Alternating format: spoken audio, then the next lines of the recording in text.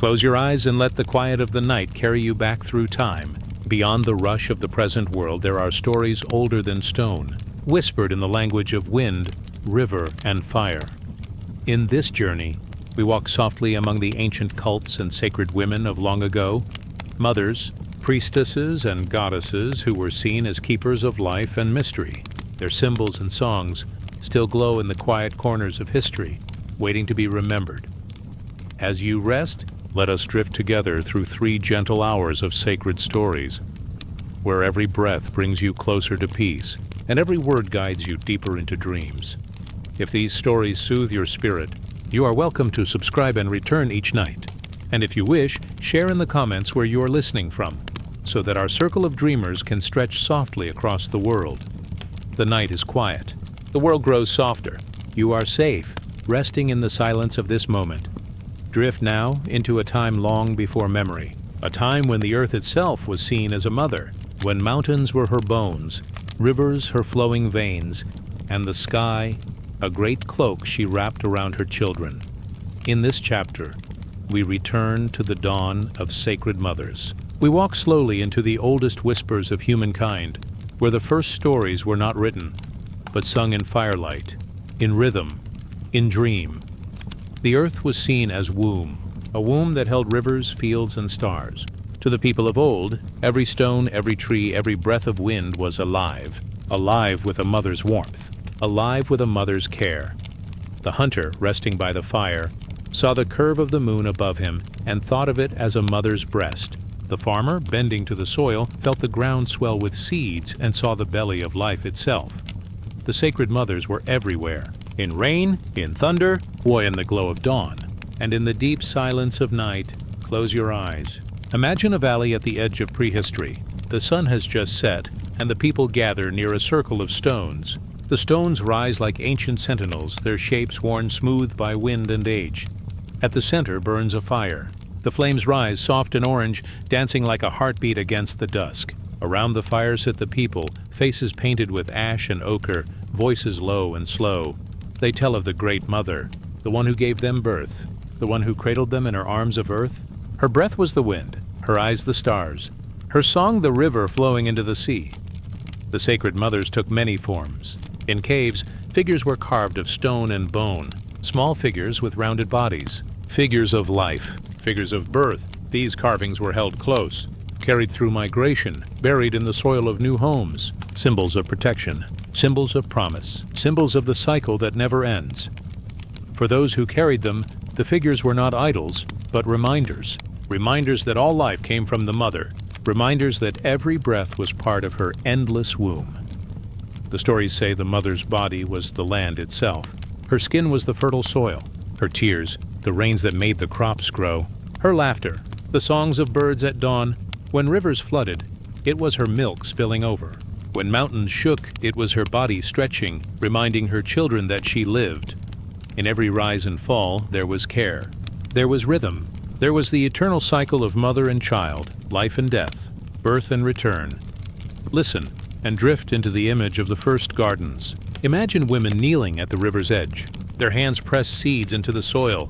They sing quietly, their songs blending with the hum of insects, the slow call of birds settling in the trees. They are not planting alone. They are planting with the mother. Each seed is a prayer. Each sprout is a blessing. Each harvest, a gift from her hand. The people bow their heads. They know they are children, held in the body of something greater, something endless, something beyond words, but not beyond love. The sacred mothers were seen in the sky as well, the moon especially. Her waxing and waning was like the rhythm of womb and tide. Her fullness was celebrated as fertility, her dark phase honored as rest and renewal. At night, women gathered under her light. They danced slowly, their shadows stretching across the earth. Their movements mirrored the cycles of the moon. Each step, each turn, a prayer to the mother who watched from above. Men watched too, and together they felt her power. Not a power of war, not a power of conquest, but the gentle, quiet power of renewal. The strength of birth, the patience of time. Far away, in another land, deserts stretched under burning suns. Yet even there, the sacred mother was remembered. She was the oasis. She was the cool spring. the palm tree bending with dates. Her touch was survival, her embrace, life itself. Even in the harshest lands, the people knew her. They called to her with chants, with offerings, with quiet prayers whispered into the wind. Her names changed, but her essence remained the same. She was always the one who carried, who nourished, who brought forth. Now imagine yourself walking into one of her ancient temples. The air is cool. Torches glow along the walls, their smoke curling gently upward. The stone floor feels smooth beneath your feet. Incense lingers in the air, soft and sweet, like flowers after rain. At the center stands an altar. Upon it rests the image of the mother, not fierce, not distant, but round, gentle, open. Her arms outstretched, her face calm. The people enter one by one. They place fruits, seeds, and flowers at her feet. They whisper their hopes into the silence. Their voices echo softly like wind through hollow reeds. In this place, all are children. All are cradled. All are safe. The mother was also the night itself, the great dark sky, the endless veil of stars. To lie beneath her was to lie in her embrace. Nomads crossing deserts looked up and felt her presence in the constellations. Sailors drifting on seas followed her lights, trusting she would guide them home. Farmers, lying in fields, saw her in the Milky Way, a river of milk across the heavens. In her vastness, they felt no fear, for the dark was not emptiness. The dark was her body, her cloak, her quiet breath surrounding all. Close your eyes, hear the hush of ancient lullabies. Mothers sang them to children. Priestesses sang them to the stars. The songs carried words of gratitude, of safety, of eternal return. The lullabies drifted like mist, soft, gentle, unending. They told of how every soul was born from the mother and one day would return to her, to rest, to be remade, to be born again with the dawn. The dawn of sacred mothers was not just history, it was feeling. It was memory written in the heart. Even now, her presence is near, in the curve of the moon, in the rhythm of the tides, in the soil beneath your feet, and in the quiet rise and fall of your own breath. For breath is life, and life is gift, and the gift is hers. Now let the story soften. Let it fade like the last embers of a fire. The sacred mothers are still here, watching, cradling, holding you in their eternal embrace. Rest now as the stars return. Let the gentle night wrap around you. Let the mother's arms hold you. You are safe. You are loved. You are part of her endless dream. Let us drift onward into the next story. But for now, sleep in peace. The night deepens. Stars gather above like lanterns in a boundless sky. The air is still, holding its breath. The world softens into shadow and silver. It is in this gentle darkness that the silent priestess walks. Her steps are slow, quiet as falling ash. A torch flickers in her hands, its flame bending to the rhythm of her breath.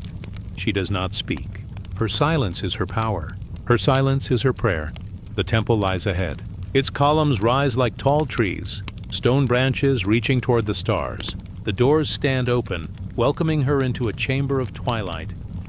Inside, the air carries a faint sweetness. Incense curls upward, threading itself through the rafters. Oil lamps line the floor, their small flames bowing and greeting. Everywhere, shadows dance. On walls, on carved figures. On the priestess herself, veiled in linen, her face hidden like the moon behind a cloud. She is not alone. Others move with her, a circle of women, each carrying their own torch. Their flames form a constellation of earthly stars. Their steps fall together, slow, steady, unbroken. No words are spoken. Only the sound of sandals against stone. Only the sound of fire whispering in the dark. They move deeper into the temple, deeper into the silence, deeper into the waiting night. The priestess serves as a bridge between earth and sky, between mortal and divine.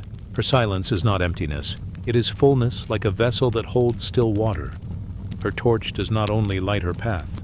It lights the prayers of those who cannot see. It lights the hearts of those who wait in darkness. The flame is memory. The flame is promise. The flame is the mother's eternal heartbeat. Imagine standing there with them, the cool stone beneath your feet, the air heavy with resin and smoke. The torchlight soft against your skin. You hear nothing but breath, fire, and silence. In that silence, something stirs. Not outside, but within, a stillness deeper than thought, a calm beyond words. A soft river flowing through the soul. The priestess lays her torch at the altar. The flame joins the others, merging into one golden glow. Shadows retreat. The chamber shines. Figures carved in stone gaze outward. They hold bowls, staffs, and stars. They are gods, but also mirrors, reflections of what lives in every heart. The priestess lowers her head. Her silence is her offering. Her stillness, her song. In the distance, a drum begins. Its sound is low, like thunder far away. It beats slowly, like the pulse of the earth. With each beat, the torches sway, their flames bowing in rhythm. The priestesses do not dance. They do not sing. They only stand, veiled and waiting, as though the night itself is watching through them. Their silence becomes a vessel that holds the world's longing. The people outside wait. They sit in the cool air, beneath the open stars. They know the priestesses carry their prayers within. They trust in the silence. They trust in the torchlight. For silence is not absence. It is a language. It is a bridge. And through it, the divine speaks more clearly than words could ever allow. Some say the priestess is like the moon, always present, sometimes seen, sometimes hidden. She reflects the light of the unseen, making it visible to those below. Her veil is the night sky. Her torch is the moon's glow. Her silence is the hush between waves. She is both guide and guardian, walking between light and shadow. Others say she is like the owl, moving in quiet flight, eyes open to the unseen. Watching, listening, knowing. Her silence is vision. Her silence is wisdom. She does not need words, for the night speaks through her. In the temple, the torches burn lower. The silence deepens. A sense of presence fills the room, soft as mist, bright as starlight. The priestess bows. Her body folds like a reed in wind. She touches her forehead to stone. Her silence is complete. Her silence is offering. Her silence is prayer. Time passes slowly, or perhaps not at all. For in silence, the hours become rivers without beginning or end. When the moment is right, she rises. She takes her torch once more. Its flame is smaller now, but steady, strong. She turns, and with the others, she walks back through the temple. Back to the doorway, back to the waiting stars. The people see her return. Her torch glows like a beacon, soft against the vast night. No words are spoken, no announcement is made, but all understand the silence has carried their prayers. The silence has kept the world in balance. The silence has honored the gods, and in doing so, has honored them all. The priestess sets her torch in the earth. Its flame dances gently in the night breeze. The stars above shimmer like companions. The people bow their heads. The air is filled with peace. No one speaks. There is no need. The silence is enough. The silence is whole. The silence is sacred. Now let the vision fade. The temple grows distant. The torch is dim. The night sky widens above you once more. The priestess remains in silence. She is always there, a guardian of stillness, a keeper of the flame. Her silence is your silence. Her peace is your peace. Her night is your night. Rest now. The torches are low. The stars are steady. The silence is holding you gently, like a soft hand over your heart. Let yourself drift. Let the story soften. Let the night wrap around you. Now rest, as the stars return. And let us drift onward, toward the next dream. The night lies calm above the desert. A silver moon floats quietly over endless sand. The air is cool, yet still carries the memory of the day's heat. The stars shimmer like ancient jewels. They watch silently, as they have for thousands of years, and beneath their gentle gaze the story of Isis unfolds. She is mother. She is healer. She is the keeper of love's eternal bond. In the land of the Nile, water and sand met in endless rhythm. Every year the river rose. Every year the earth was renewed. Life itself seemed to flow from that sacred river, just as life flowed from the great mother Isis. Her name was whispered in temples, carved in stone, sung in songs by fishermen, farmers, and queens. She was not distant. She was near, like the hush of water against the shore. She was protector, listener, comforter, but her story is woven with sorrow and with the healing that sorrow brings. Osiris, her beloved, was a king who brought peace to the world. He taught the people to plant, to harvest, to honor the gods. His reign was gentle, his heart kind, yet shadow followed him. Set, the brother of Osiris, envied his light. Set longed for power, and so he plotted in secret. One night, under dark skies, Set deceived Osiris. He built a chest, rich with cedar, lined with gold. He told Osiris it was a gift, a throne for a king. But when Osiris lay inside, Set sealed the chest shut. He cast it into the Nile, and the river carried Osiris away. The people wept. The land grieved, but none wept more than Isis. Her heart was broken, yet her love was stronger than grief. She began her search. She walked the length of the Nile. She drifted through marshes, her feet sinking in mud, her hands parting reeds. She called softly into the wind, her voice a lullaby of longing. Birds flew overhead, guiding her path. The stars whispered above, lighting her way. Her love would not allow her to rest. Her love gave her strength to continue. At last she found him. The chest lay hidden in the roots of a great tree. The tree had grown tall and strong around it, as though cradling the lost king in its arms. Isis touched the wood, her tears falling upon it like rain. With care she opened it. She looked upon Osiris, still and silent, yet beautiful as the moon in still waters. She held him close. Her arms were a sanctuary, her love a shield against despair. But Set's anger had not ended. He found what she had done. In his rage he tore Osiris into many pieces. He scattered them across the land. So no wholeness could be found. Yet Isis did not falter. She did not surrender to grief. She began again. She searched the earth, the rivers, the desert sands. Each piece she found, she gathered gently as though it were a child. Each fragment she cradled in her hands, her heart whispering a promise of return. The journey was long, but love is patient. Love is unbroken. Love does not give up. In time, she gathered all that could be gathered. She laid the pieces together. She wrapped them in linen. She spoke prayers over them, words soft as feathers, words ancient as the stars. She fanned the breath of life with her wings. For Isis was not only mother, but goddess of magic, and her magic was love. She leaned close and kissed Osiris. Her tears fell upon him like dew, and in that moment his spirit returned. Though Osiris would no longer walk among the living, he was not gone. He became lord of the underworld, guardian of souls, king of eternity, and Isis, through her devotion, gave the world a gift. For from their love came Horus, the falcon child, who carried the promise of renewal. Thus, death was not an ending. It was a doorway, a passage through which the soul moved, carried by love, carried by the eternal embrace of Isis. The people remembered. In every temple her image was carved upon the walls. She is shown with open arms, with wings spread wide, with the throne upon her head. Her wings wrap around kings, around children, around the very land itself. They say her breath brought life to every heart. They say her tears nourished the Nile. They say her embrace continues still, in every dawn, in every rebirth, in every act of love that heals what has been broken. Close your eyes. Feel her presence. She is the mother who gathers the scattered pieces of your day. She holds them close. She makes them whole. Her embrace is not bound by time. It is as near as your breath, as soft as your heartbeat, as wide as the night sky above. The story of Isis is not only sorrow, it is promise, it is reminder that nothing is ever truly lost, that love reaches across rivers, across deserts, across death itself. Love binds what is broken. Love brings life where there was none. Love carries all things and transforms them. The moon glows brighter now. It shines upon the sands of Egypt. It shines upon the temples of stone. It shines upon the river, flowing endlessly, just as her love flows endlessly, and it shines upon you, resting, drifting, safe in her eternal embrace. The stars continue their slow dance. The river continues its song, and Isis remains, forever gathering, forever holding, forever whispering the promise that love is stronger than loss. Rest now. Let her wings fold around you.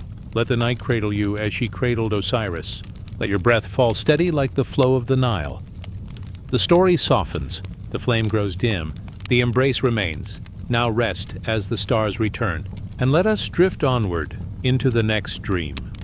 Night falls gently upon the ancient land of Sumer. The sky glows deep indigo, where a crescent moon hangs like a silver vessel. Stars scatter across the heavens like seeds of light sown into an infinite field. The air is cool, settling over temples and gardens, over the quiet waters of the Euphrates. Torches flicker on distant walls, their flames swaying in the hush of evening wind.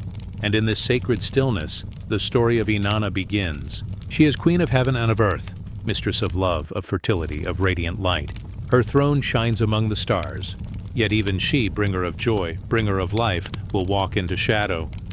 Inanna heard a call, a whisper rising from below. The underworld stirred, dark and heavy beneath the ground. Her sister, Ereshkigal, Queen of Shadows, sat alone in her sorrow. Her husband had died, and she mourned without comfort.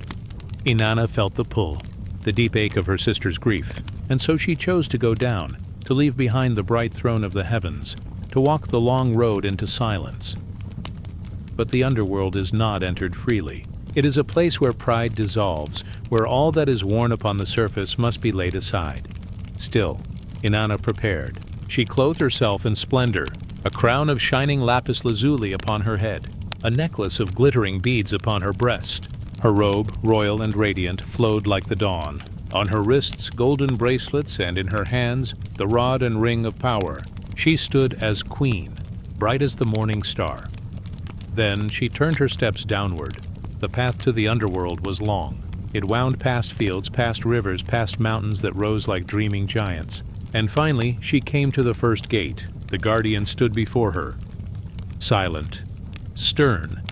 He looked upon the Queen of Heaven. "Inanna, why have you come?" The voice was low, like the echo of stone. She spoke softly.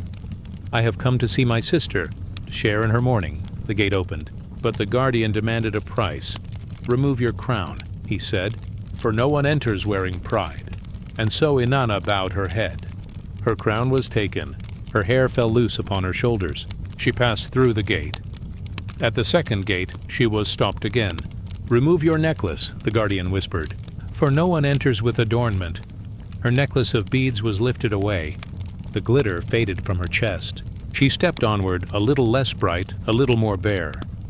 At the third gate, her bracelets were taken. At the fourth, her breastplate.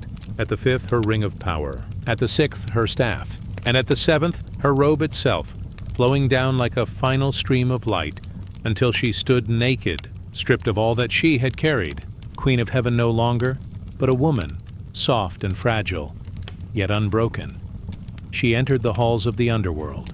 The air was heavy, thick with silence. Shadows clung to the walls like dark cloth, and there on her throne sat Ereshkigal, the sister of shadows, the mirror of Inanna.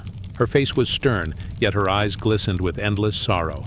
Inanna bowed low. She stretched her arms wide, but the laws of the underworld were strict. None may enter without tasting death, so Inanna was struck down. Her body hung lifeless, like a husk upon a hook. The bright queen had fallen. The morning star had set. Above, the world mourned. The rivers grew still. The fields refused their grain. The birds quieted. For without Inanna, there was no song of life. Her companions, faithful and wise, pleaded for her return. They sought help from the gods. From Enki, keeper of wisdom, they received small creatures of light, 2 humble messengers. They descended into the underworld.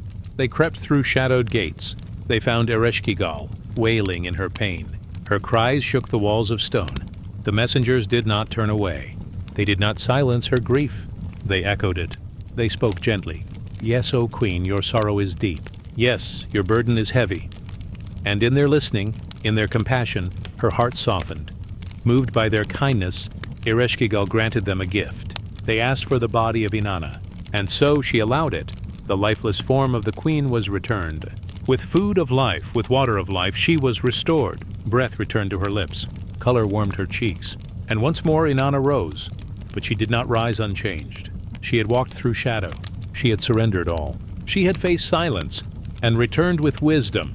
Her eyes now held both light and darkness. She knew the sorrow of her sister. She knew the stillness beneath the earth. She knew that death was not an end, but a part of the circle. A pause, a waiting, a seed in deep soil, waiting to rise again. From her descent came renewal. The world awoke once more. The rivers flowed. The fields blossomed. Birdsong returned to the morning, and the people remembered her journey. They told it in whispers, or they sang it in hymns, for it is the story of every soul. The story of surrender, of letting go, of passing through the shadow to find new life beyond. Now imagine her journey within yourself. The gates she passed through are the gates we all must cross. The crown, the necklace, the robe, the staff. All the symbols we carry, all the burdens of pride and fear, slowly set aside, until at last there is nothing left to cling to, and in that stillness, a deeper strength awakens, the strength of being itself. the quiet truth that cannot be taken. Rest now with her story. Feel her wings of shadow and light fold gently around you. The night holds you, as the underworld once held her. The stars above remember her rising. They shine in her honor, soft and patient, like eternal witnesses. The river of dreams flows at your side. The gates of sleep are opening, each breath a surrender, each moment a gentle descent. Like Inanna, you move into stillness. Like Inanna, you will rise renewed. The story softens, the torches fade. The night grows deeper, and the Queen of Heaven rests once more, her journey complete, her wisdom eternal. Let us drift onward. Now rest as the stars return. Evening falls upon the mountains of Greece. The ridges are lined with pines, their needles glimmering faintly under the glow of a silver moon. A hush settles, and the stones of the ancient sanctuary breathe with memory. The temple of Apollo waits in stillness. Its marble pillars rise like pale guardians, shining faintly in starlight. Steps carved by countless feet lead inward, down into the shadowed heart of the earth. Here, in the quiet of stone and silence, the oracle begins her vigil. The sacred cave rests beneath the temple. Its air is heavy with the breath of the earth. Sweet vapors drift upward, curling like unseen incense, carrying secrets from the hidden places of the world. A torch glows softly on the wall. Its flame bends and sways, casting gentle shadows over rock and carved sign. The silence here is deep, but not empty. It hums with unseen voices. It pulses with the quiet rhythm of eternity. And into this silence, the oracle descends. Her steps are slow. Her robe is light, woven in folds of white that trail softly along the stone floor. Her hair falls dark against her shoulders, and her eyes gleam with a stillness as if they have been trained to see beyond. She reaches the tripod, a seat raised above the earth's fissure. Here she rests, her hands fold upon her knees. Her breath grows deep, steady, calm. The vapors rise. The air warms, and in the dim light of the cavern she begins to sway, as if listening to a song that no mortal ear can hear. Her lips part. Words begin to spill, not from her mind, but from something vast, something older than the mountains. The voice of the earth itself moves through her. Above, seekers gather. Men and women who have traveled far, carrying questions in their hearts. Some ask of harvests, some of journeys, some of wars and rulers, some only of love. They do not enter the cave. They wait in the open air, beneath the gaze of Apollo's golden statue. Priests carry the oracle's words upward, delivered in fragments, woven with mystery. Each phrase a river stone, smooth, timeless, shaped by the flow of meaning. The seekers kneel. They listen. They interpret. For the oracle does not give answers. She gives mirrors. Her words are shadows and stars, symbols and signs. Not to tell, but to awaken. The cave grows deeper in its song. The oracle continues to breathe. Her body leans, her eyes half closed. Visions drift before her, soft as clouds across a dawn sky. She sees rivers turning silver with moonlight. She sees olive trees swaying in gentle winds. She sees the endless sea, its waves folding and unfolding like the breath of time itself. And beyond these images, she sees the threads of fate, thin golden lines stretching between souls, binding all things together. Threads that glimmer, threads that tangle, threads that shine even in the darkness. The oracle does not command the threads. She only sees. She whispers what passes through her. Her voice is low, like the rustle of leaves in a night breeze. Each syllable falls as if dropped into the still pool of the listener's hearts. To the one who asks of war, she speaks of storms. To the one who asks of love, she speaks of a bird flying home. To the one who asks of riches, she speaks of rivers finding the sea. And each seeker listens, their minds hushed, their hearts softened. For in her words they hear not commands but gentle reflections. They hear themselves but deeper. They hear their own souls, spoken back to them by the breath of the earth. The night stretches long. The cave grows warm. The torches flicker like small stars. The oracle sways in rhythm with unseen tides. Her body is fragile, yet her spirit vast, as if the cavern itself breathes through her. In her silence, one truth shines. That wisdom does not strike like thunder. It arrives like dew, settling quietly, clinging softly to each blade of grass, until the morning light reveals it. So too do her visions. Not sharp commands but soft awakenings. Not a map but a lantern. Not an answer but a path. Far above, the sky deepens. The stars drift slowly west. A soft breeze moves through the olive groves. The world itself seems to lean closer, listening to the oracle's breath. And in the hush of night, a deeper truth flows, that every person, every seeker, every wandering soul carries an inner cave, a space within where questions echo, where silence answers. The oracle's gift is not hers alone. It belongs to all who sit in stillness, all who breathe deeply, all who listen gently for the whisper within. The cave dims, the vapors fade, her body stills, the visions pass, like clouds dissolving into a pale morning sky. The oracle rises slowly. Her steps are soft, her robe trails once more against the stone floor. Her breath is calm, her eyes half lit, as though she has returned from a dream. She leaves the cavern behind. The torch is left to burn. The silence closes around the stones again.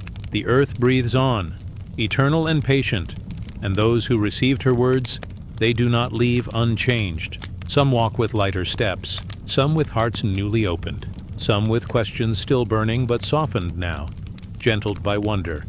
They know the oracle does not decide their fate. They know her voice is but an echo, reminding them of what already lives inside. For the whisper of the earth is the same whisper of the soul. It is always there, waiting, calling, like a hidden spring in the heart. Now, rest with this vision. Imagine the quiet cave. Feel the stone walls cool against your thoughts. Hear the slow dripping of water. See the torchlight soften the shadows. And breathe as the oracle breathed. Each breath, a gentle rising. Each breath, a gentle falling. The earth cradles you. The silence welcomes you. The whisper is already here. Let the night deepen. Let the stars turn above. Let the oracle's words dissolve into dream. For the temple grows quiet. The cave grows still. The earth sleeps and wakes in its endless rhythm, and you too drift, softly, safely. Into the silence beyond silence, let us drift onward. Now rest as the stars return. Night lingers softly over the ancient city of Rome. The streets, once filled with voices and footsteps, now lie quiet. Only the faint glow of torches along the walls remains, flickering like fireflies against the stone. Above, the moon floats gently, silver and calm, painting every roof and archway with pale light.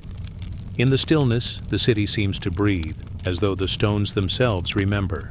At the heart of Rome, near the forum where the voices of senators once echoed, rests a sanctuary.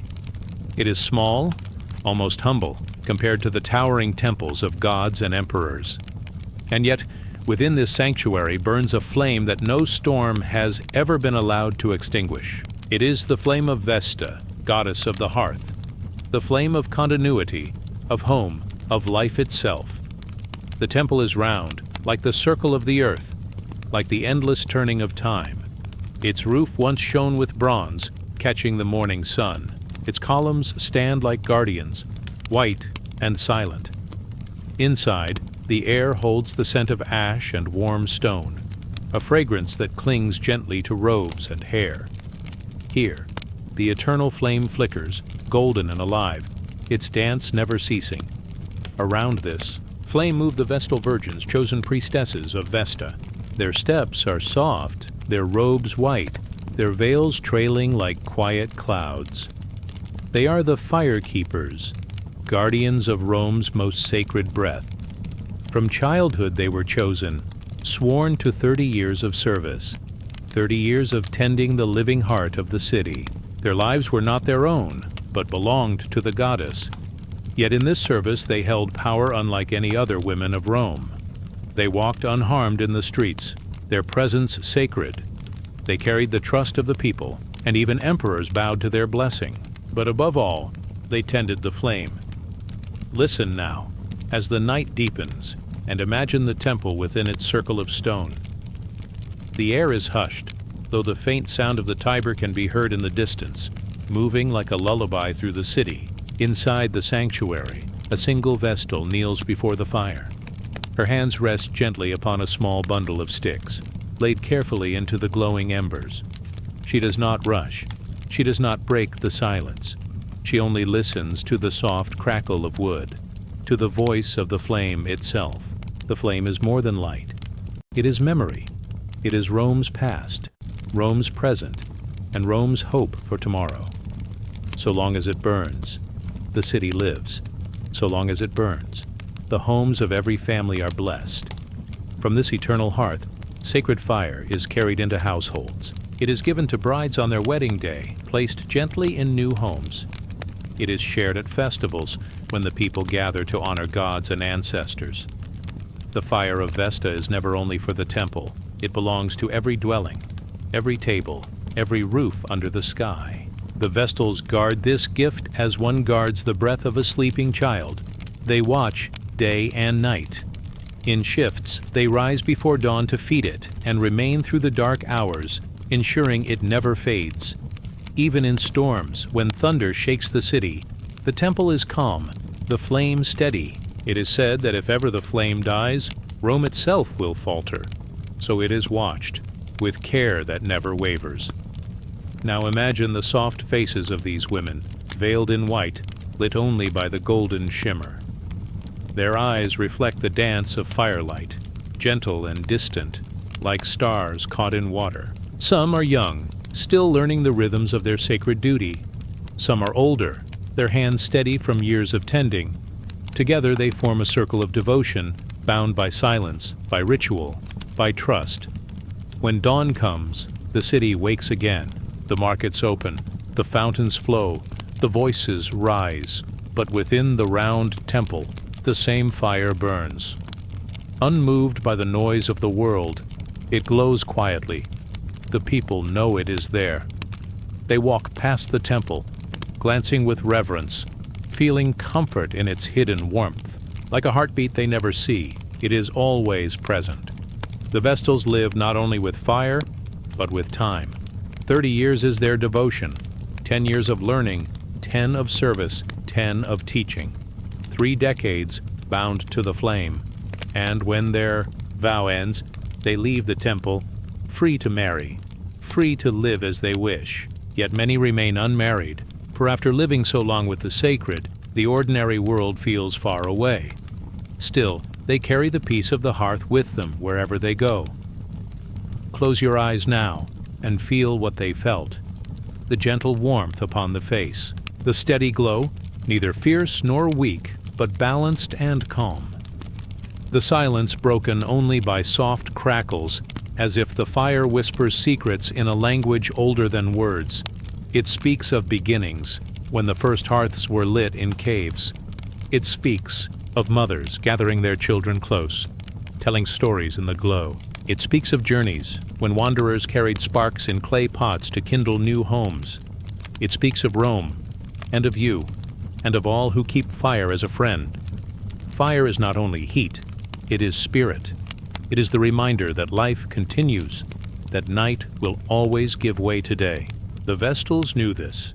Each time they placed wood upon the flame, they were not only feeding fire, they were feeding hope, feeding memory, feeding life itself. And so, in the quiet hours when the city slept, the temple glowed like a lantern. No matter the season, winter rain, summer dust, autumn winds, the fire held steady. The Vestals stood watch, white figures against golden light, their presence as sure as the stars.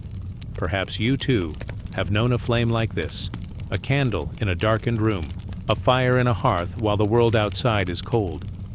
A simple light that makes the silence kind, that makes the night feel safe. This is the flame of Vesta, the flame that never abandons. And as you listen, your breath begins to follow its rhythm, slow, steady, warm. Like embers glowing softly, you feel the body loosen, the mind grow quiet. You rest, as though sitting beside the Vestals, your gaze upon the golden flicker. There is no rush, no worry, no burden here, only fire and silence and time. The stars above Rome shift gently across the night. The Tiber flows onward, carrying reflections of the moon. And within the temple, the flame of Vesta still dances, alive as ever. Its light joins the light of the heavens, one eternal circle within another. It will burn tomorrow, and the day after, and the day after that, like memory, like love, like life itself. Let this image linger in your mind, soft and golden, the round temple, the white-robed priestesses, the flame that never fades. Breathe with it, rest with it, drift with it. For even as your eyes grow heavier, the fire continues. It does not end when you sleep. It is always here, always steady, always warm. Now rest as the stars return, and the eternal flame of Vesta glows on. Let us drift onward, carried by its light, safe within its circle. Night rests gently over the island of Crete. The sea is calm, its waves folding and unfolding like long breaths. Moonlight stretches across the water, painting a silver path from the horizon to the shore. Olive trees stand quiet on the hillsides, their leaves whispering softly in the wind, and among the ancient stones of Knossos, the palace lies still, as though listening to the silence of time. Here, in the soft shadows of forgotten courts, a presence lingers. It is older than the palaces, older than the walls, older even than the carved pillars that rise toward the night sky. It is the spirit of the great goddess. She appears not in thunder, nor in flame, but in the gentle forms of life itself. She is found in the curve of the moon, in the roots of the fig tree, in the endless turning of the seasons. And in her hands she holds serpents, creatures of mystery, of shadow, of renewal. The people of ancient Crete saw in her a guide and a mother. They painted her upon frescoed walls. They carved her from ivory and clay. Her robe flowed with patterned folds. Her crown rose like a mountain peak. Her arms stretched outward, and from each hand curled a serpent, alive and glimmering. To the Cretans, the serpent was not a creature of fear, but of wonder. It shed its skin, yet lived on. It touched the soil, yet moved with grace like water. It was a creature between worlds, of earth, of death, of renewal. In the stillness of night, imagine her standing there, the goddess, strong yet calm, her gaze steady as the sea. The serpents curl gently in her hands, their bodies coiling in slow rhythm, like rivers that never end. They are not symbols of danger, but of wisdom. They whisper of cycles hidden within life. Every ending is a beginning, every silence is a seed, every sleep is a rebirth into another dawn. The people came to her temple to feel her presence. The air was cool, carrying the fragrance of oil lamps and crushed herbs. Offerings of honey, milk, and bread rested upon her altar. There were no towering statues of conquest here, no weapons of war. Only the symbols of life, grain, fruit, flowers, and the serpents that wound themselves through stone carvings like flowing streams. To the worshippers, the goddess was not far away. She was near. She was the soil beneath their feet, the breath within their lungs, the womb from which all life rises. And the serpents she carried were her reminder that nothing ends completely, that life coils back upon itself, beginning again and again. Think of the serpent shedding its skin. The old layer falls away, thin and fragile, left behind upon the earth. Yet the serpent lives, renewed, its body glistening, its movement graceful once more. This was the mystery the goddess offered. That you too may shed what has grown heavy and continue onward in a new form. That sleep itself is a kind of shedding, a release of one day's weight before the rising of another. The rituals of her temple were quiet, flowing like the tides. Women carried offerings in woven baskets. They moved in circles, their steps measured and soft, echoing the turning of the seasons. In some ceremonies, the serpents themselves were present, sliding over arms, curling around wrists, their scales shining like moonlight upon water. The goddess was not feared, but honored, her mystery embraced as part of the rhythm of the world. The serpent in her hand was wisdom, but it was also time. It reminded her children that the earth turns in endless cycles. The seed buried in the soil seems gone, yet in spring it rises again. The sun that sinks beyond the horizon returns at dawn. The breath that leaves the chest returns with the next inhale. So too does the soul move through unseen passages, shedding, returning, becoming. As the night deepens, the goddess seems to draw nearer. Her presence feels like a mother's hand resting gently upon the brow. Her eyes hold the calm of oceans, her voice the softness of winds through trees, and the serpents she carries speak not of fear, but of patience. They remind the listener to trust the turning of life, to know that even in endings, something new is already being born. You may imagine yourself standing within her temple. The walls are lit by small lamps, their flames steady, their glow golden against stone. The air is hushed, holding only the faint sound of oil crackling.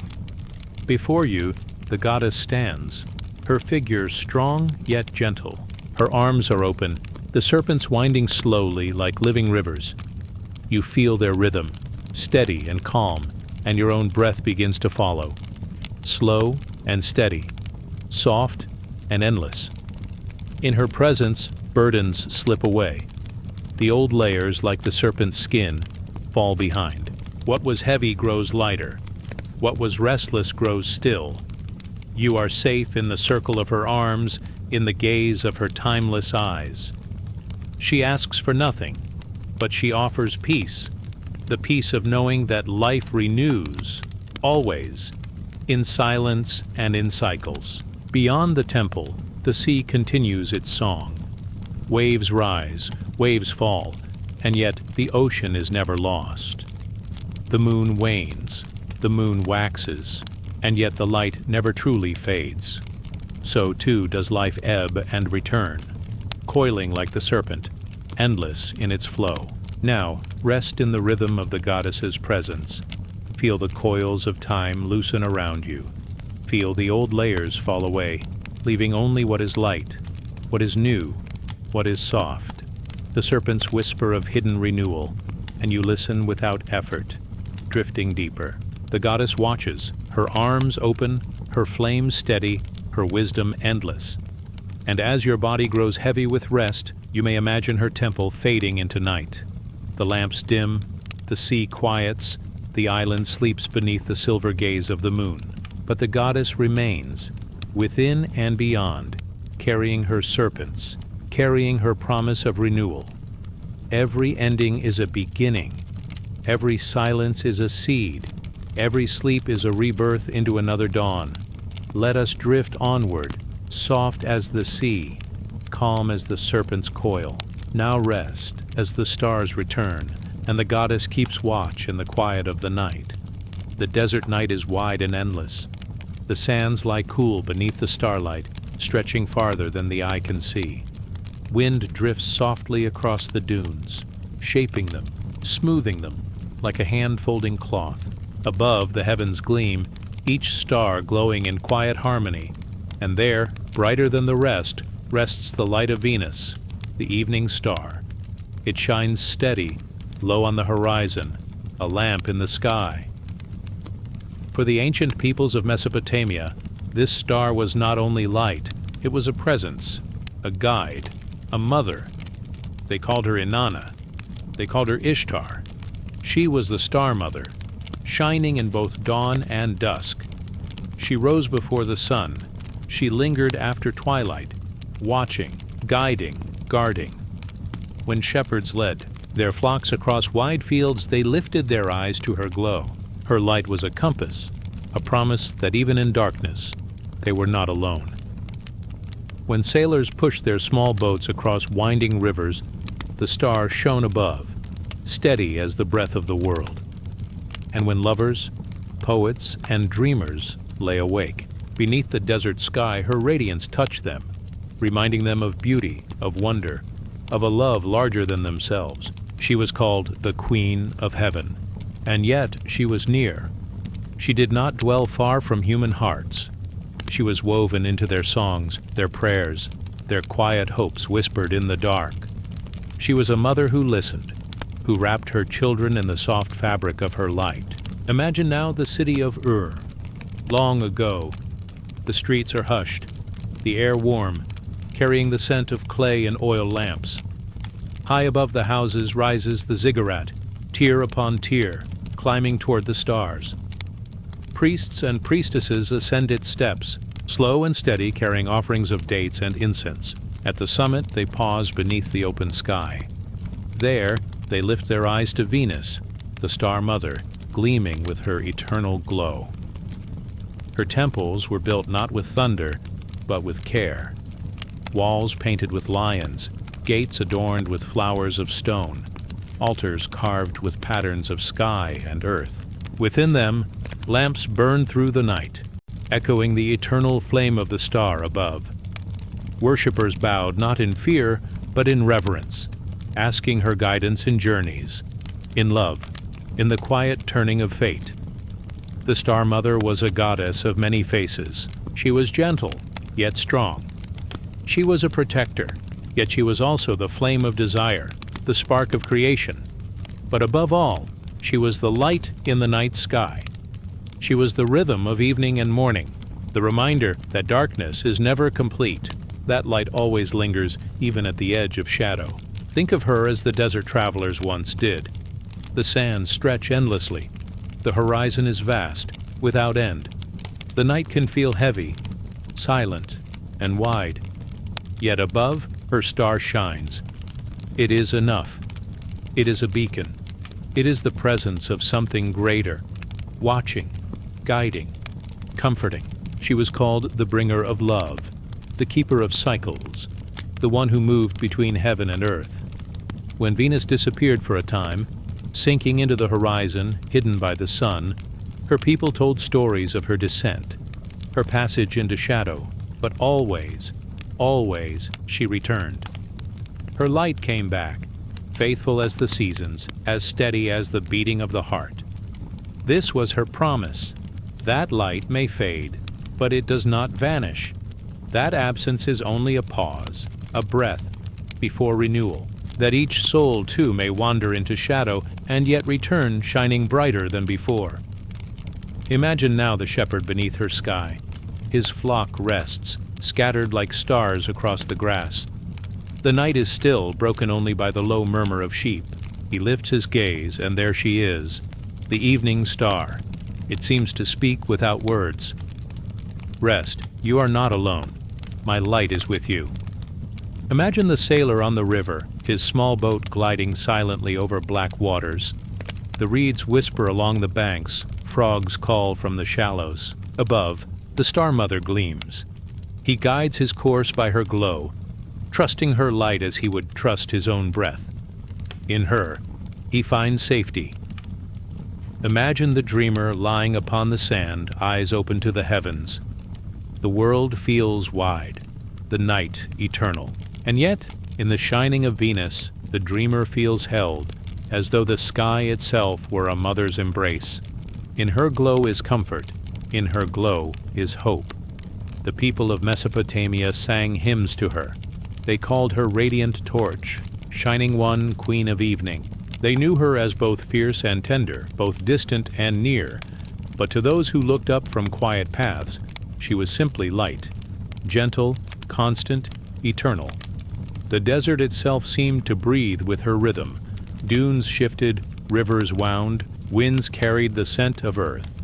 And always, her star rose and fell, steady as the heartbeat of the world.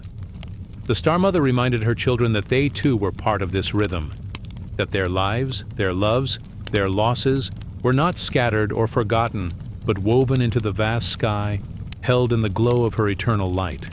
Now picture yourself beneath her sky. The desert stretches outward, calm and vast. The sand is cool, the air gentle. Above you, the heavens open, filled with stars. And there, brighter than all, shines Venus, the Star Mother. Her glow touches your skin like silk, soft and warm. Her light steadies your breath, slow and even. Her presence surrounds you, safe and eternal. The worries of the day begin to slip away. They fall like grains of sand carried by the wind. What remains is only the star, only the quiet, only the endless comfort of her presence. Like the shepherd, like the sailor, like the dreamer, you are not alone beneath her sky. Her light is enough.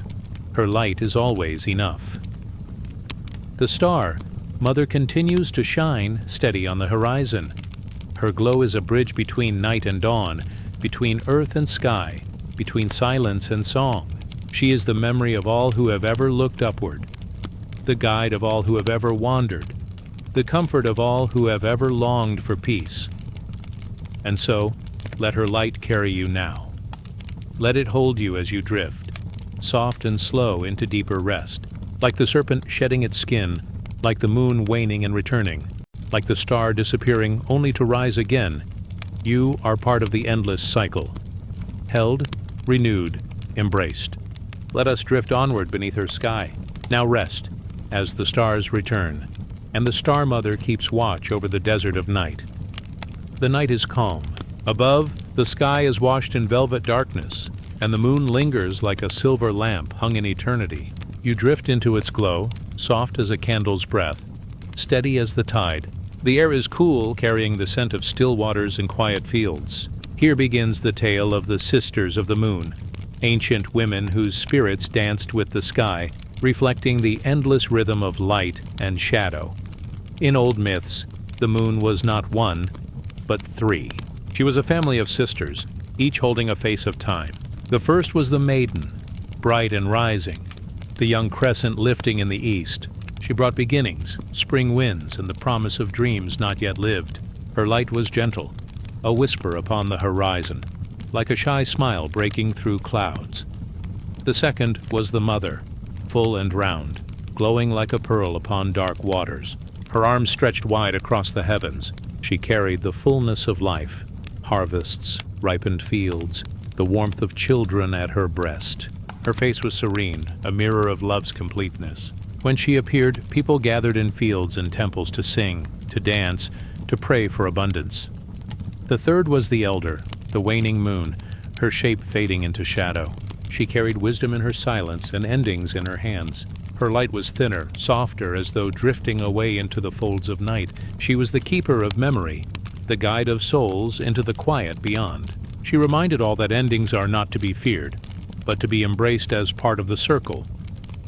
You drift through their stories as if floating down a calm river. Each sister meets you in turn, her presence like a soft current guiding you onward. The maiden brushes your cheek like the cool air of dawn. She places in your hand a small flower, still closed, not yet bloomed. It is the seed of tomorrow, the spark of hope that carries you forward. The mother comes next, her arms wide, her eyes like warm pools of moonlight. She sets before you a bowl filled with bread, figs, and honey, gifts of the earth's fullness. Her voice is not heard but felt, like the hum of the soil beneath your feet, reminding you that you are held, always, in the embrace of life. The elder arrives last, quiet as a falling leaf. Her hair is long, flowing like midnight rivers. She places a silver key in your hand, a symbol of release, of passage, of doors that open to unseen worlds. Her smile is tender, her gaze deep, and she whispers without words that rest is holy, that silence is a gift.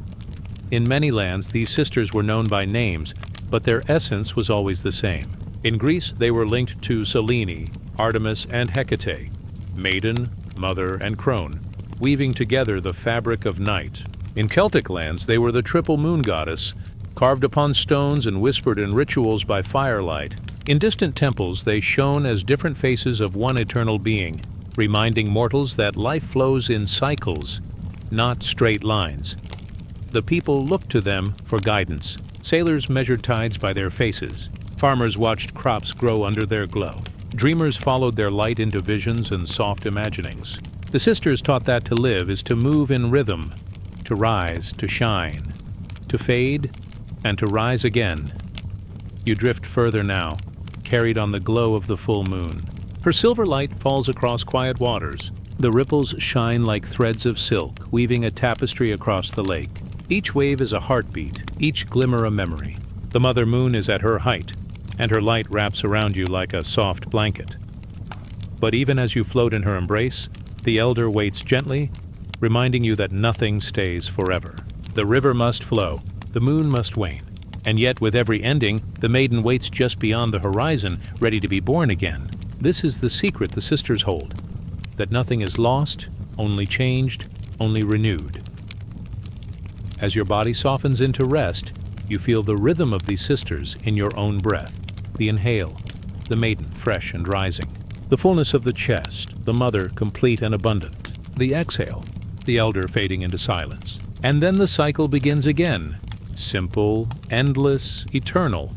Your dreams, too, follow this rhythm. One begins glowing new. Another swells with story and wonder. Another fades, dissolving like mist at dawn. But always, another waits beyond, like a crescent peeking from behind the clouds. The night deepens. The sisters withdraw into the sky, leaving their gentle glow upon the earth. You lie beneath them, quiet as stone, soft as moss. Their light lingers in your mind, steady as a lullaby, weaving you into the circle of life itself. Rest now in their rhythm. Rest as the maiden plants dreams in your soul. Rest as the mother holds you close. Rest as the elder guides you into silence. All is safe. All is whole. All is returning. Let us drift onward as the stars gather and the moon continues her eternal dance. Now rest as the sisters of the night guard your dreams. Shining softly above you, the night unfolds slowly. The air is cool, touched with the faint scent of earth after rain. You drift into a place where shadows flicker and firelight glows like an embered heart.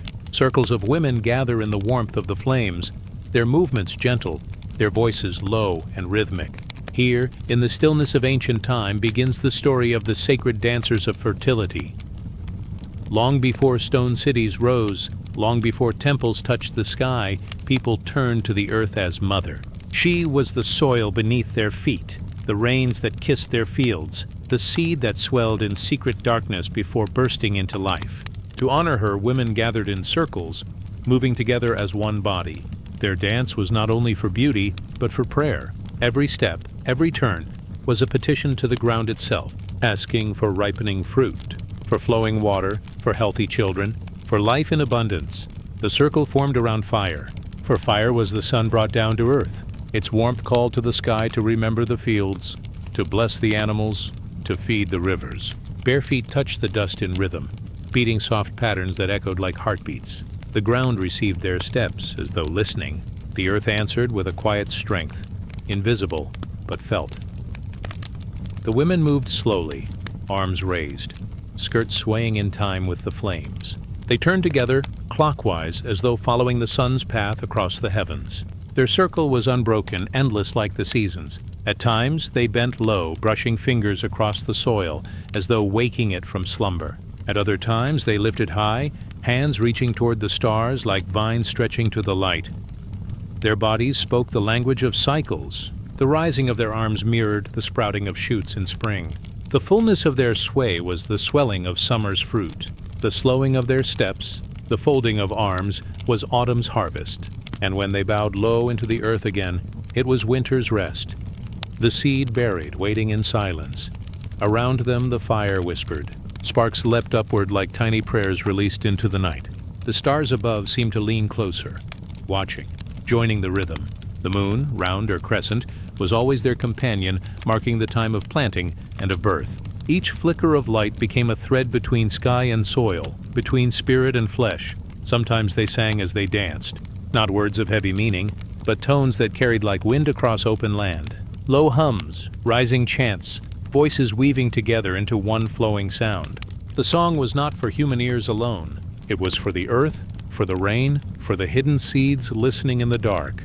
Stories tell that in Mesopotamia, women danced for Inanna, goddess of love and harvest. Her temples rang with the sound of feet upon stone, echoing like thunder calling to the clouds. In Greece, dances circled for Demeter, the mother who taught the growing of grain. In faraway lands, other names were spoken, but the meaning was the same. The dance was always for life, always for the earth that carried them. The circle itself held power. There was no beginning, no end. Each woman was joined to the next, hand to hand, step to step, as the seasons are joined in endless flow. The circle was unity, a promise that no one stood apart, that life was shared. Children watched at the edges, learning the steps by heart, waiting for the day when they too would join. Imagine the soft crackle of fire, the cool desert wind, the scent of herbs laid upon coals. You see the women sway, their faces lit by golden flame. Shadows play upon the earth, stretching and folding like spirits joining the dance. The rhythm is steady, unhurried. Each step is a breath, each breath a prayer. Their hair catches the glow of the firelight. Their bracelets chime like distant bells. The circle spins slowly like the turning of the seasons. It is not hurried. It is patient, knowing that growth takes time, that rain comes when it is ready, that fruit swells in silence before ripening. The dance is trust. The dance is surrender. Sometimes the women carried vessels of water, lifting them high, pouring drops onto the ground. This was their offering to the thirsty soil. Sometimes they carried seeds in their palms, letting them fall like stars across the circle, a promise of the harvest to come. The fire glowed brighter with each gesture, as though answering their devotion. The earth seemed to breathe beneath their feet. When the rains did come, people believed it was the answer of the earth to the dancer's prayer. When the crops rose tall, green, and golden, they saw the footprints of the circle woven into the fields. The dancers were not apart from nature, but within it, moving as one with the turning of sun and moon, the rising and falling of tides, the opening and closing of blossoms.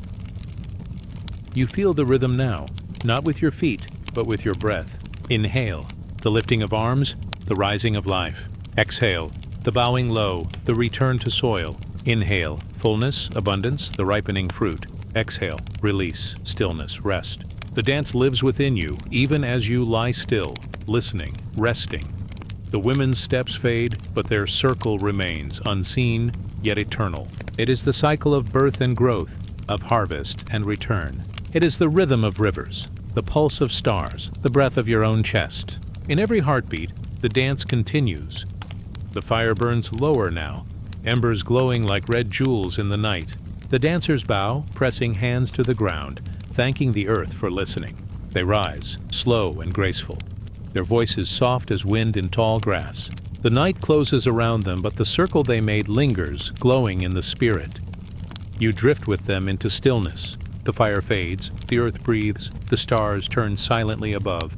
The circle of life continues without end. Now rest, as the dancers withdraw into dream. Rest as the earth holds you, steady and whole. Rest as your own breath joins the rhythm of soil and sky. Let us drift onward into deeper night, carried by the quiet steps of the sacred dance. The night deepens, soft and endless. The stars spread wide, gentle as scattered lanterns. You find yourself near water, its surface smooth as glass. A hush lies over the land, broken only by the quiet song of flowing springs. The air is cool, touched with the faint scent of wet stone and moss. It is here, in the calm between silence and sound, that the story of the Keeper of Healing Waters begins. Across many lands and many ages, there were springs believed to carry power. Their waters shimmered not only with light, but with life. People came to them with hope, carrying sorrow, carrying pain. They bent low, cupping the cool water in their palms, letting it run across their skin, across their lips. The water seemed to listen, to answer, to soothe. Beside these sacred springs, stories tell of goddesses who watched. They were not distant, not apart, but near. Their presence was felt in the hush of flowing streams, in the glimmer of moonlight upon pools, in the sudden freshness of rain. They were mothers of the waters, guardians of the source, healers who needed no words to comfort. In the lands of the Celts, Bridget was remembered. She was the flame of inspiration, but also the keeper of holy wells. At her springs, people laid ribbons on trees, small tokens of prayer. The water was thought to cure illness, to mend broken hearts, to bless new life. Even now, her wells remain, where pilgrims still bend low to drink, to wash, to whisper their hopes. Far to the east, in Greece, the goddess Hygeia was linked to health and balance. Fountains and baths were built, not only for cleansing the body, but for bringing the soul into harmony. The sound of running water was her voice, gentle, steady, restoring. And in other lands, other names rose. Anahita in Persia, revered at flowing rivers. Saraswati in India, the river of wisdom and song. Each name different, each water sacred, yet the spirit the same. Water was life, water was memory, water was healing. Imagine yourself standing at the edge of such a spring. The moon glows above, mirrored in the pool below. The surface shimmers, yet you can see into its depths, endless and calm. You hear the gentle drip of water over stone, a lullaby shaped by the earth itself. The sound is steady, never hurried, like breath. A goddess moves here, though unseen. Her steps ripple the water, Her hands rest upon the currents. You feel her presence in the cool mist upon your skin, in the stillness that wraps around your heart. Her gift is not loud, not sudden. It is slow, like water seeping into soil, nourishing, quiet, sure.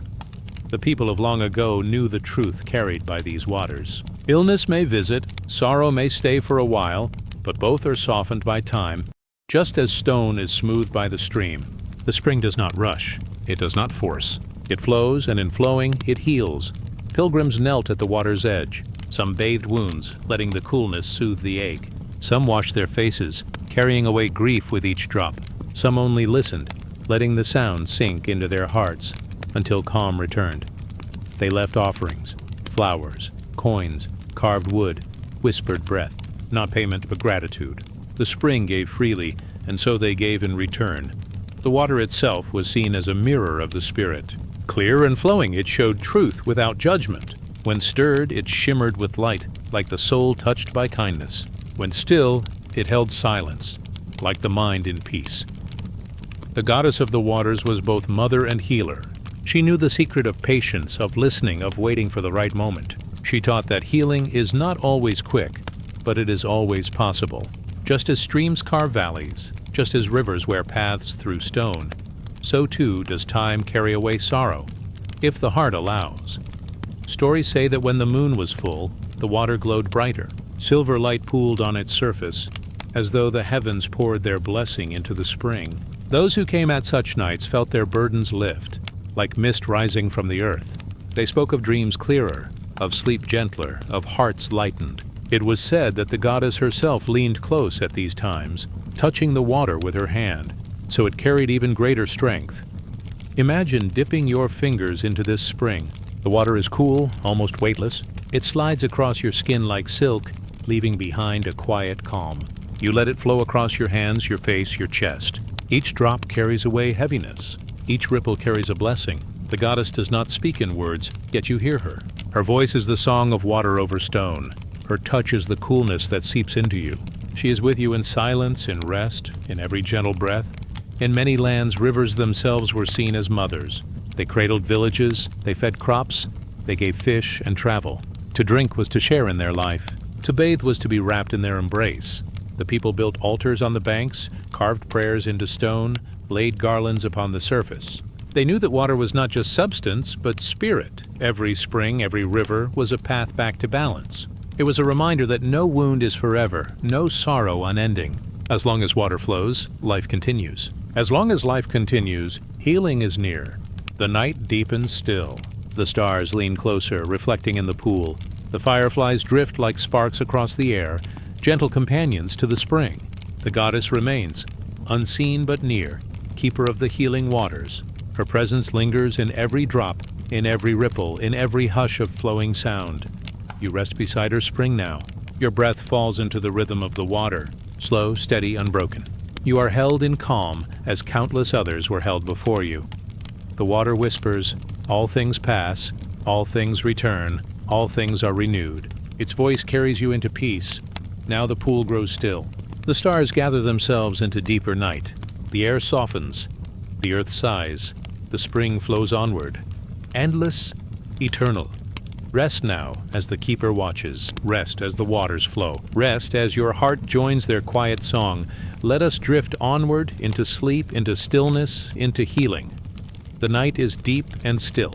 The stars lie across the sky like soft grains of light, scattered by a tender hand. A gentle hush rests on the earth, as though every leaf, every stone, every breath has settled into silence. The air is calm, touched with the coolness of twilight. Somewhere in the distance, a low stream hums a song without beginning or end. You drift into this quiet world, where the ancient voice of wisdom waits. Her name is Sophia. In forgotten hymns and sacred whispers, she is called the hidden wisdom. She does not appear in thunder, nor in fire, nor in the clash of power. She comes like a soft candle in a darkened room. She comes like the first light of dawn on still waters. She comes like a voice heard, not with the ears, but with the heart. Sophia is not a queen upon a throne. She is not a warrior with blade or shield. She is the silence between breaths. She is the patience of the earth. She is the wisdom that cradles, the truth that comforts. Long ago, mystics spoke of her as the breath of the divine. They said she moved before creation, gliding across the deep waters of the void. She was the thought that became form, the dream that became life. They said she was woven into every star, every branch, every drop of rain. She was hidden yet near, unseen yet present, always close to those who turned inward and listened. She was called the gentle voice of truth. Not the truth that shouts, but the truth that waits. Not the truth that wounds, but the truth that heals. It was said that when the heart grew still, her song could be heard. It was a song without words, yet full of meaning. A song that reminded the soul it was never alone. Picture yourself walking through a twilight grove. The trees stand tall and quiet, their branches soft with moonlight. The air carries a fragrance of earth and leaves, damp with evening dew. Each step you take is light, cushioned by moss. Ahead, a faint glow gathers, not bright but steady. You move closer, and there she is, not as a figure of flesh but as presence, as stillness. Sophia waits at the heart of the grove. Her light is soft, like the memory of dawn.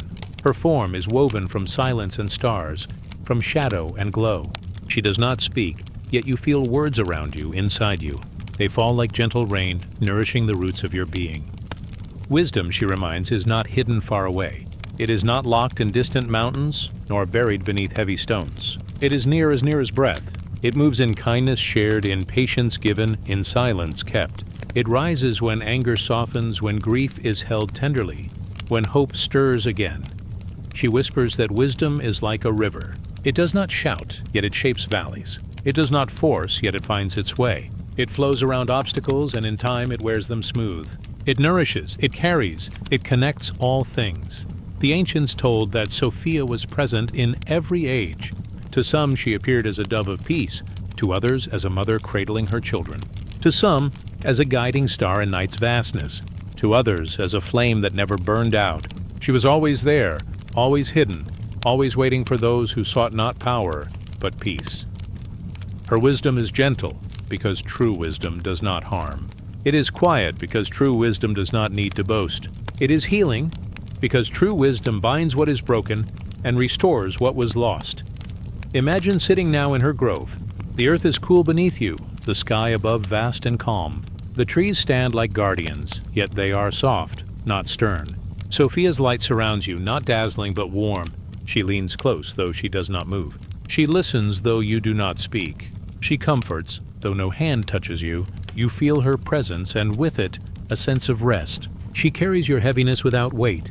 She holds your sorrow without judgment. She gives you calm without demand. Her gift is simply herself, the hidden wisdom that cradles all things. In old teachings, Sophia was called the Mother of Understanding. From her flowed insight, patience, and compassion. She was the thread woven through creation, binding all into one. She was the breath in prayer, the silence in meditation, the light in revelation. When the world seemed broken, she was the reminder that all could be made whole again. The mystic said, "Seek not in thunder, seek not in flame. Seek in the quiet, in the pause, in the space where the soul listens." There Sophia waits. There her wisdom flows. Picture her now as a great river of light. It winds slowly through the night, shimmering with silver and gold. You drift upon its current, weightless, unafraid. The water is cool but not cold. It carries you gently without effort. Each ripple soothes, each wave cradles. On its surface, stars float like petals, glowing softly. They drift past you one by one, each a memory, each a blessing. The river sings in silence, its melody known only to the heart. And there she is again, Sophia. Not beside you, not ahead, not behind, but everywhere. In the current, in the stars, in the air that fills your lungs.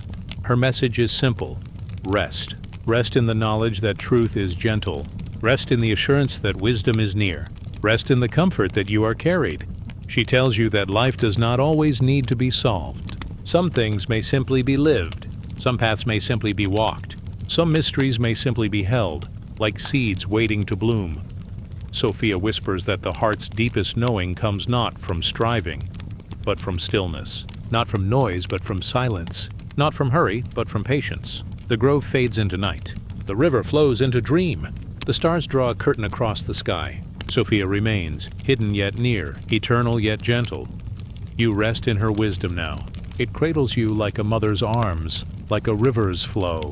like the earth's own breath. There is nothing to fear, nothing to hold tightly, nothing to chase. Only rest, only peace, only the hidden wisdom that guides all things. The night deepens, the stars glow faintly, then softer still. The grove sinks into shadow, the river into silence. Only the presence of Sophia remains, quiet and sure. Now let yourself drift onward, into silence, into stillness, into peace. Now rest as the stars return, as Sophia watches, as wisdom holds you in her gentle embrace. The night is deeper now. The moon rests low, its silver edge veiled by passing clouds. Shadows stretch across the earth, soft and endless. The air is still, yet full, as though it carries a secret.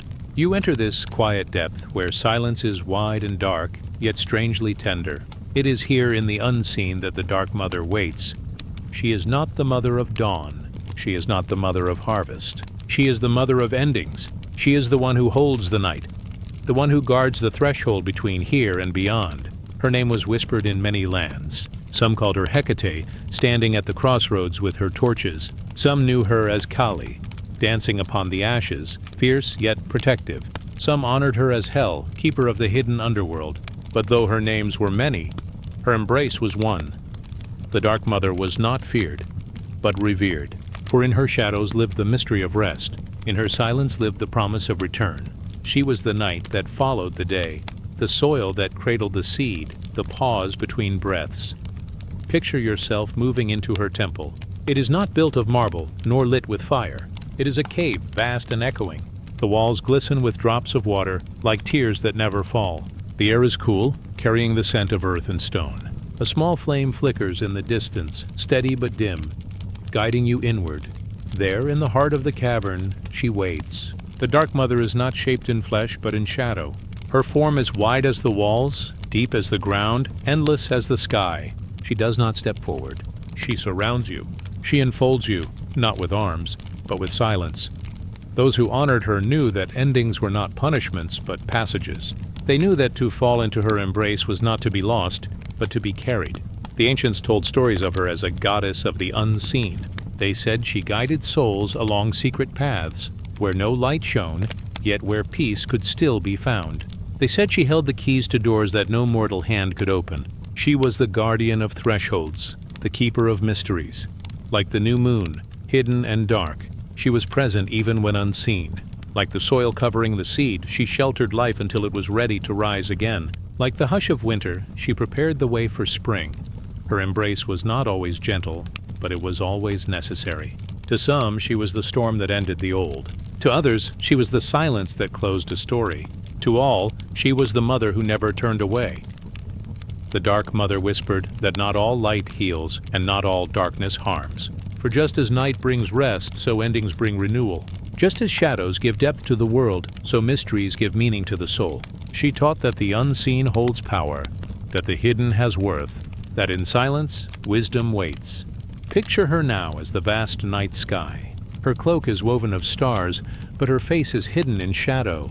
Her hands are not hands, but the darkness that wraps the world. And yet within her embrace there is calm. It is the calm of release, the calm of surrender, the calm of being held without needing to struggle. You drift beneath her cloak. The stars above flicker like slow, gentle breaths. The air is cool, the ground soft. Her presence is wide and eternal. She does not demand, she does not push, she only receives. The ancients lit fires for her at crossroads. They left offerings of bread, honey, and wine, asking her to guide their steps. They sang to her in chants that rose like smoke into the night.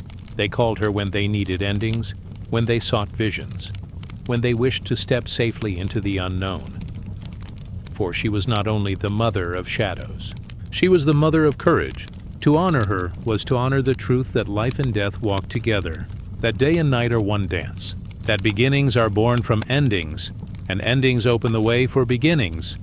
Imagine now a dark sea. Its waves are slow, heavy, endless. You float upon it, weightless and calm. The water is black, yet not frightening. It rocks you gently, like a cradle. The Dark Mother is in the sea.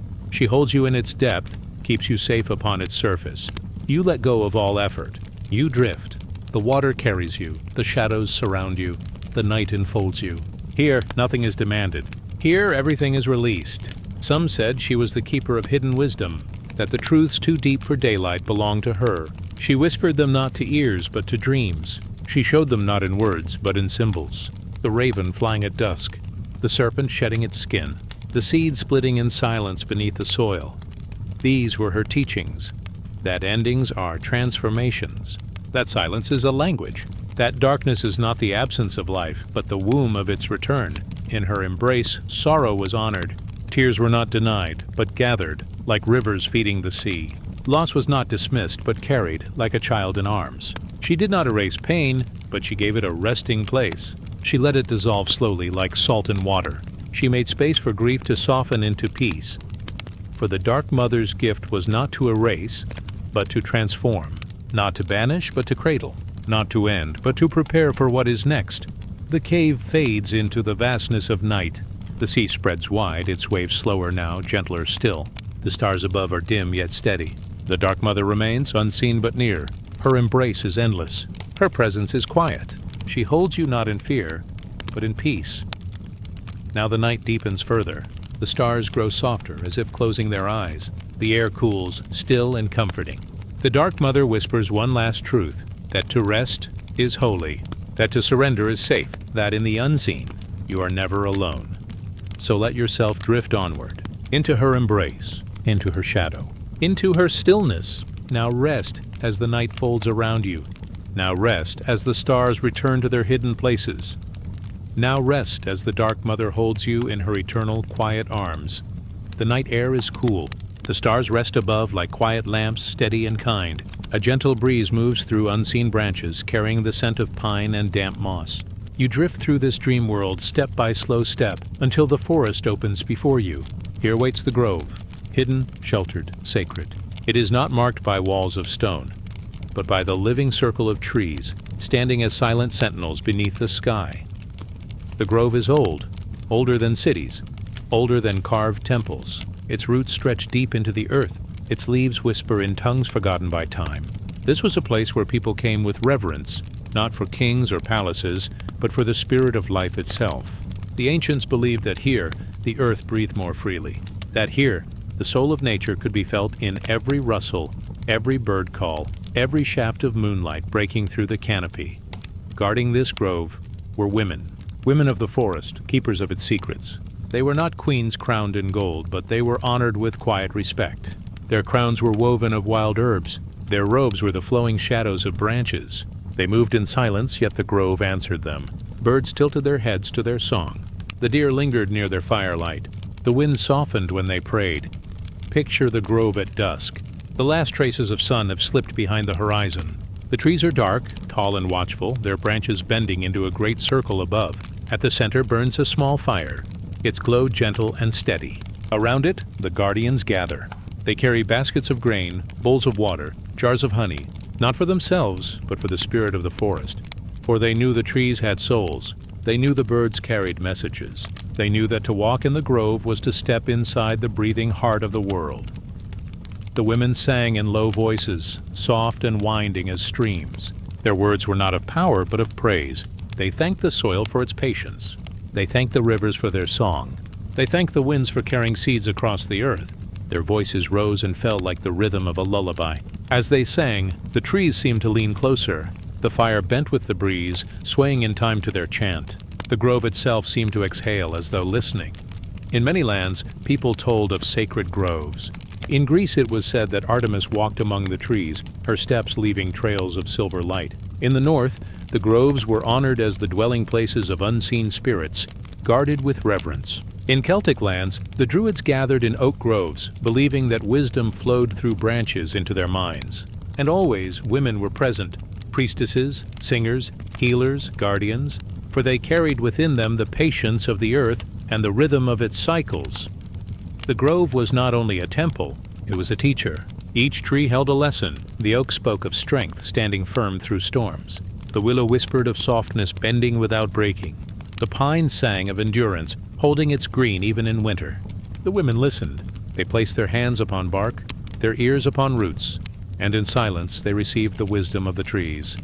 Imagine now the hush of midnight. The stars above are bright, scattered like seeds across the sky. The guardians move in a slow circle around the fire. Their feet press softly into the soil, leaving no wound upon the earth. Their arms rise and fall like branches in wind. They do not dance for beauty. They dance for balance. Their steps are prayers given not in words but in motion. Every turn calls for rain. Every gesture honors the cycle of growth and decay. Every breath joins with the breath of the forest. Birds stir in the trees above. Owls call softly, their voices echoing like distant drums. A nightingale sings, its song pure and trembling, weaving with the women's chant. The grove is alive with quiet music not made by instruments but by life itself. The guardians smile gently, for they know this harmony is the true offering. The sound of forest and human voices woven together, no boundary between them, only one living hymn. The ancients believed that to harm the grove was to wound the soul, so it was the women's task to protect it. They stood as keepers of the unseen. They spoke with travelers, guiding them to offer only respect. They taught children to bow before the trees, to leave bread for the birds, to touch water with gratitude before drinking. For to them the forest was not resource but relative, not possession but presence, a companion in life's great circle. You walk now into the grove. The guardians do not speak, but they welcome you. Their eyes are soft, steady as moonlight. They offer you a place by the fire. The warmth soothes your skin, the glow steady against the vast dark. The air is filled with the scent of herbs, rosemary, thyme, and sage burning gently in the flames. A bowl of water is placed before you. Its surface mirrors the stars above, still and glimmering. As you gaze, it feels as though the whole sky has lowered itself into your hands. In the silence, you hear the forest breathe, the rustle of leaves like whispers, the distant hoot of an owl like a guiding call, the faint crackle of fire like the heart's quiet rhythm. Every sound is gentle, every sound is safe. The grove is a cradle, and you are held within it. The guardians begin to hum, their voices weaving low and steady. The song carries no sharpness, no demand.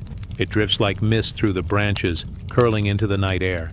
The trees answer in soft groans of wood. The earth answers in the coolness beneath your feet. The stars answer in their endless shimmer. All is one voice. All is one song. As the night deepens, the women place their hands upon the ground. They whisper into the soil, not with words, but with intention. They give thanks for what has been. They offer trust for what is to come. Their silence is prayer enough. Their stillness is offering enough. For in this grove, being present is all that is required. The fire softens to embers. The circle grows quiet. The trees sway gently in the night breeze, their shadows stretching across the earth like great arms. The guardians rest with them, part of the same breath, part of the same rhythm. The grove does not close, for it never truly closes. It waits, eternal, for those who walk with reverence. Now the stars begin to fade, pale against the edge of dawn. The first light touches the highest branches. The grove hums with the promise of morning. But still its calm remains. Still its presence holds.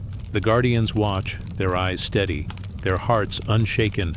You rest here, as though in the lap of the earth itself. The forest is your blanket. The stars are your lanterns. The wind is your lullaby. All is whole. All is safe. So let us drift onward, carried by the song of leaves and the whisper of birds. Let us rest as the sacred grove rests, timeless and unbroken. Now close your eyes as the stars return to their hidden paths. Now sleep as the forest folds around you like a gentle cloak. Now dream within the eternal embrace of the sacred grove. Night has grown still. The stars are steady, scattered like pearls across the dark sky. A hush lies upon the earth, soft as a woven cloak. You drift deeper into the dream, carried gently as though on a quiet river.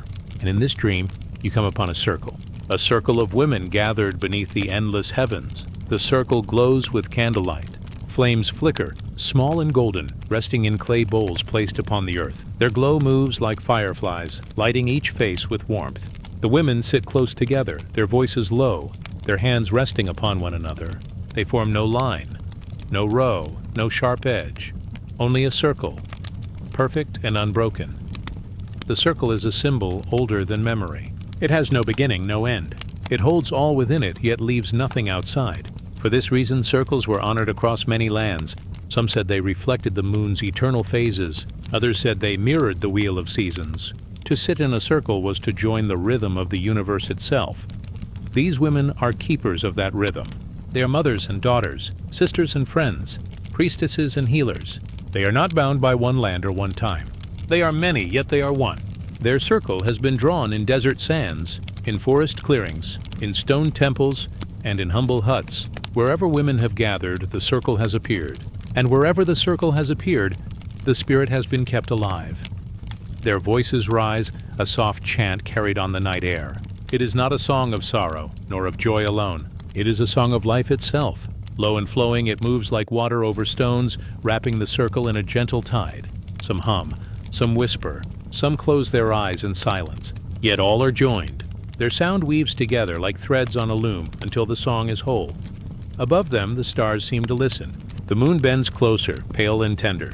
Even the wind pauses, carrying the music with careful hands. The circle glows, not with firelight alone, but with the light of presence, the light of shared being.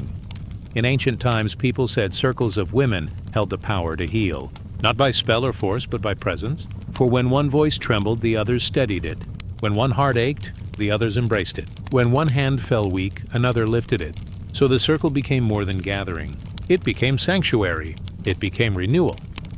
Across cultures, this truth was known. In the Vedic fires of India, priestesses gathered in circles to chant the names of light.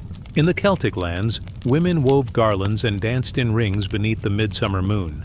In Africa, circles of women sang to guide children into the world and to honor the passing of elders. In the Americas, women sat in circles to share stories, weaving memory like a great tapestry. Always the circle, always the return to wholeness. The circle also mirrors the body of the earth.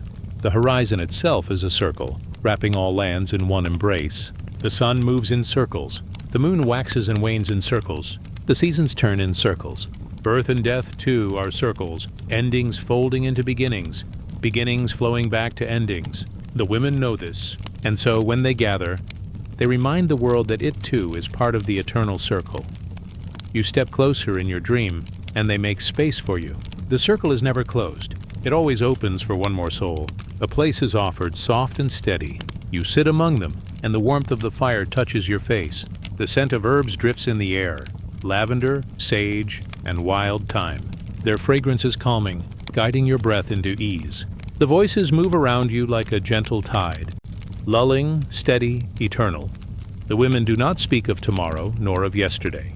They speak of now, this moment, this breath, this stillness. One woman hums softly.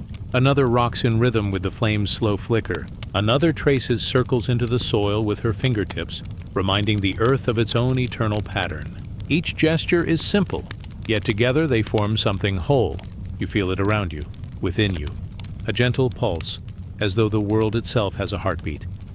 They tell stories, though their voices are quiet. Stories of ancestors, whose names are carried like seeds. Stories of rivers that remember every footstep along their banks. Stories of stars that return again and again, faithful to their paths.